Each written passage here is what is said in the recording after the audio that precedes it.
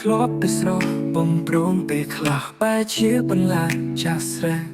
ពីពេលអាយមើលហែមខ្លះជាសំឡេងដែលធ្វើឲ្យខ្ញុំយំការអបថ្នាក់ដ៏កក់ក្ដៅពេលនេះនៅសល់តែភាពត្រជាក់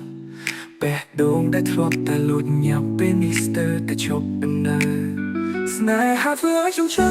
ចាប់ឈឺចាំអ្វីតែទាំងអស់ដូចជាធ្វើកំទេចជាបំណែកតូចរហូតដល់លែងសល់ខ្ញុំព្យាយាមប្រមូលបំណែកទាំងនោះតែវាតែមកស្រួយស្នេហាអើយហេតុអ្វីណាសែនខកខើទាំងឡាខ្ញុំបានប្រកល់អ្វីនឹងអស់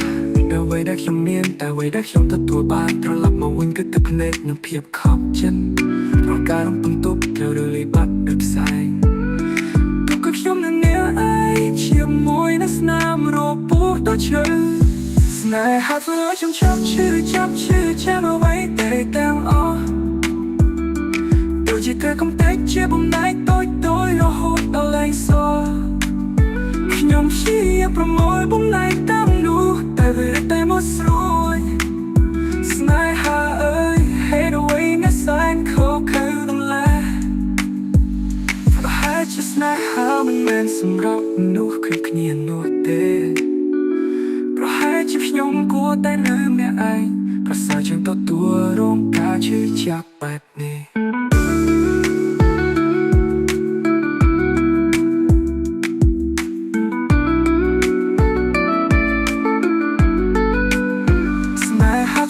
ខ្ញុំឈឺចាប់អ្វីតែទាំងអស់ដូចជាត្រូវកំទេចជាបំណែកតូច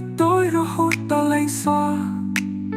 ខ្ញុំព្យាយាមប្រមូលបំណែកទាំងនោះតែវាតែមកស្រួយ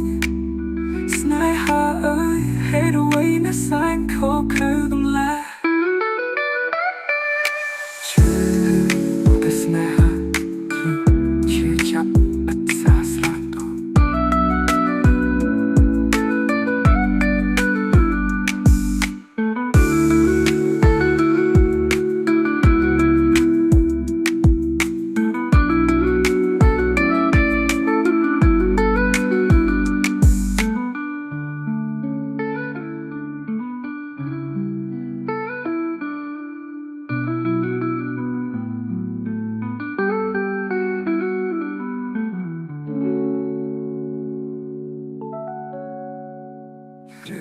ព្រោះតែស្នេហា